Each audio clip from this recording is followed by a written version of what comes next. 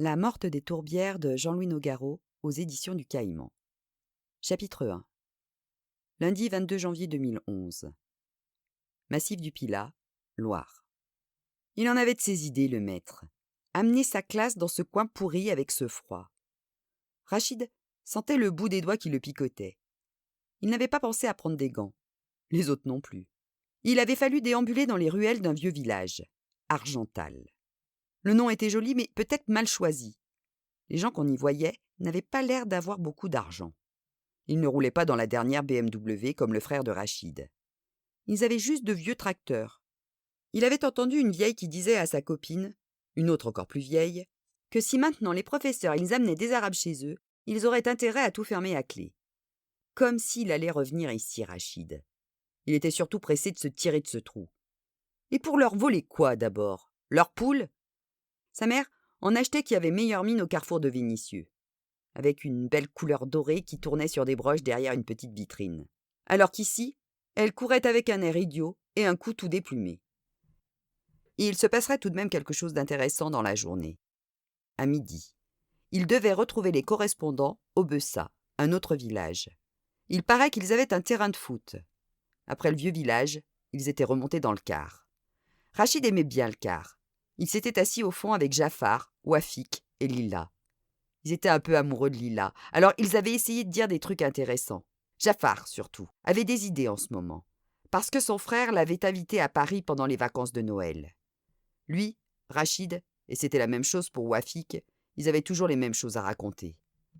Après quelques minutes de quart, juste le temps pour Jafar d'expliquer comment il avait pris l'ascenseur dans la tour Eiffel, le maître les avait fait redescendre, en pleine campagne cette fois.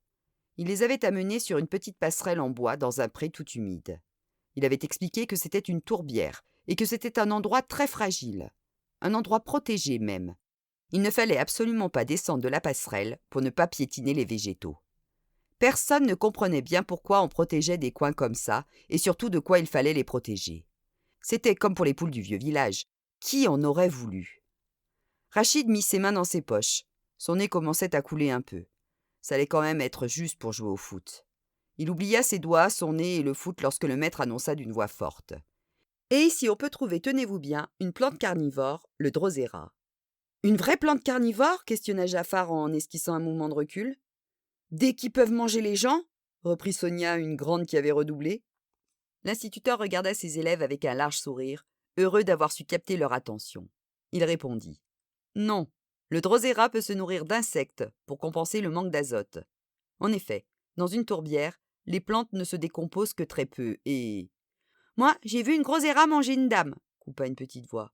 Mais qu'est-ce que tu racontes, Siam? Demanda l'enseignant en fronçant les sourcils. Là-bas, reprit la fillette en désignant du doigt un coin de la tourbière. Les regards se tournèrent dans la direction désignée.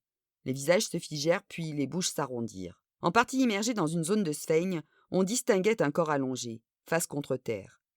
Comme l'avait suggéré Siam et comme le laissait penser le manteau et les chaussures que l'on apercevait, il s'agissait probablement d'une femme.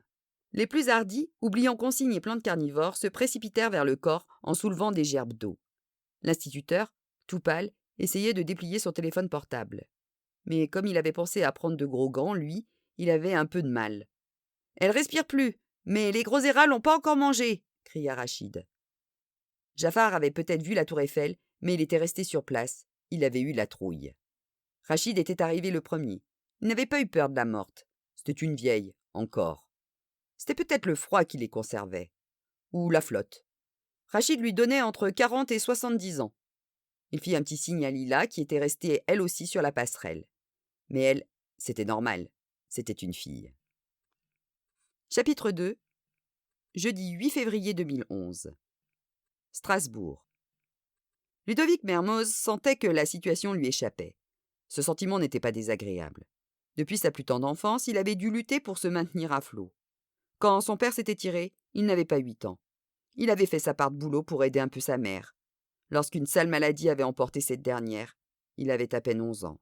Il était en 6e, ça ne marchait pas trop mal. Il avait alors fait quelques séjours en foyer avant de se retrouver placé dans des familles plutôt sympas. Il avait poursuivi des études correctes. Il avait même eu le bac avec mention.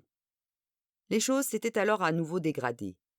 Michel, le père de la famille d'accueil de l'époque, avait perdu son emploi de cadre dans une petite entreprise de mécanique. Ludovic était en première année de fac de droit. Il avait rapidement compris qu'il devenait un boulet. S'il continuait à se faire entretenir, c'était au détriment du reste de la famille. Il avait donc pris sa destinée en main. École le jour, petit boulot le soir. Il avait loué un appartement à la limite de l'insalubrité, dans la périphérie strasbourgeoise. Il avait réussi à obtenir sa licence et le concours d'entrée pour le master professionnel de journalisme à l'université Robert Schuman. La première année s'était bien passée. En ce mois de février, le premier semestre touchait à sa fin et Ludovic décrochait, pour la première fois de sa vie. Durant les cours, les concepts se mélangeaient dans sa tête. L'approfondissement des connaissances relatives à l'aménagement du territoire, l'urbanisme, son sujet de mémoire, la méthodologie de construction d'un support d'information. Il était complètement largué. Le boulot qui le faisait vivre était exténuant. Il avait laissé tomber le McDo pour raisons idéologiques et s'était retrouvé aux abattoirs de la ville. La nuit, il tramalait de la viande dans des frigos. Le jour, il dormait en cours. Il n'aurait jamais la validation de son semestre. Il avait décidé de lever un peu le pied. On le voyait de moins en moins dans les amphis et de plus en plus dans les bistrots du centre-ville. Ludovic s'y était rapidement fait quelques amitiés. Des étudiants en perdition comme lui, des chômeurs sans espoir mais philosophes. Et il passait ses après-midi et ses soirées libres à jouer des pots de blanc cassis au poker en refaisant le monde. Quand il avait la chance de tomber sur un petit bourgeois venu s'encanailler, il l'initiait à un autre de leurs jeux favoris, le vert de gris. Il s'agissait de compter à tour de rôle. On disait vert pour les multiples de 3, gris pour les multiples de 5, vert de gris pour les multiples de 3 et de 5. Il y avait d'autres finesses. Get remplaçait 27, par exemple. En rajoutant à cela des changements de sens de rotation à certains moments clés, les novices étaient sûrs de perdre, face à des adeptes chevronnés comme Ludovic et sa bande. Le plus amusant étant que celui qui perdait devait boire un verre de Blancas, chaque fois. Ce soir-là, ils étaient tombés sur un coriace. Il avait dû boire une bonne douzaine de verres avant de lâcher prise. Le jeu avait ensuite continué jusqu'à ce que la victime du jour tombe de sa chaise. Alors, comme d'habitude, le patron les avait rejoints avec son air faussement fâché et leur avait demandé d'évacuer leur nouvelle recrue. Ludovic, accompagné de l'un de ses comparses, venait de s'acquitter de la tâche. Ils avaient chargé le jeune homme qui commençait à délirer un peu sur le siège arrière de la Méhari de Ludovic. Puis ils l'avaient transporté chez lui. Enfin, chez ses parents. Ils l'avaient assis contre la porte d'entrée, avaient sonné et étaient repartis sans demander leur reste. Ce genre de petite soirée les amusait beaucoup.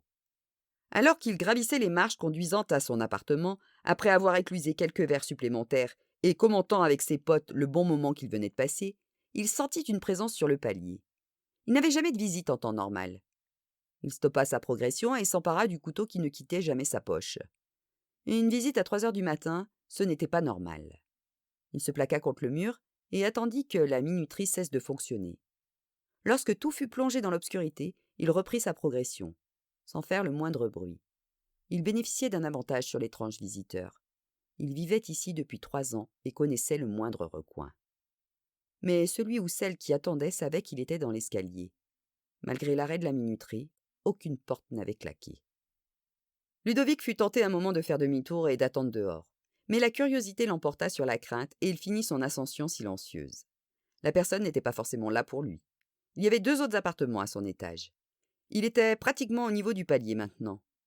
Il entendait une respiration. L'inconnu était placé près de l'interrupteur. Ludovic serrait son couteau de manière à pouvoir frapper de bas en haut si nécessaire. Il s'apprêtait à pousser une sorte de cri de guerre et à foncer lorsque la cage d'escalier fut à nouveau inondée par la lumière. L'homme qui lui faisait face semblait bien inoffensif. Une 50aine d'années, un visage rougeaud, un costume bon marché qui dissimulait mal un embonpoint conséquent. « Ludovic Mermoz » lança-t-il d'une toute petite voix en lorgnant le couteau. « Qu'est-ce que vous me voulez ?»« Je dois d'abord m'assurer que vous êtes le bon Ludovic Mermoz. Vous êtes le fils de Marcel Mermoz et de Jeanne Michel ?»« Qu'est-ce que c'est que... »« Oui, c'est bien moi. Vous allez me dire à la fin ? J'ai une chose très importante à vous annoncer, monsieur Mermoz. Mais on serait peut-être mieux à l'intérieur. Et vous pourriez ranger cette arme, c'est d'un ridicule. » Ludovic constata que la lumière venait de s'éclairer chez l'un de ses voisins. Il ne tenait pas spécialement à se faire remarquer. Il souffla. « On rentre, mais je garde le couteau. » Sous le regard de cet étrange visiteur, Ludovic débarrassa grossièrement ce qui faisait office de table. Les reliefs du repas précédent rejoignirent une poubelle saturée de déchets malodorants. L'assiette et les couverts s'ajoutèrent à une pile instable débordant de l'évier. Il renonça à chercher l'éponge et ramassa d'un revers de main les miettes et autres bouts de croûte de fromage tout en invitant l'inconnu à s'asseoir. Il déposa le produit de sa récolte sur le rebord de la fenêtre. Il la laissa ouverte pour les odeurs, malgré le froid. Enfin, il s'assit à son tour. « Excusez-moi, je n'avais pas prévu votre visite, lança-t-il. Ne vous excusez pas, j'ai l'habitude d'entrer dans des endroits bien pires. Mais laissez-moi me présenter. » L'homme lui tendit une carte de visite. Ludovic lut rapidement. Bernard Boieldieu, cabinet Hurston & Freyston, généalogie et recherche successorale internationale, Montréal, Québec.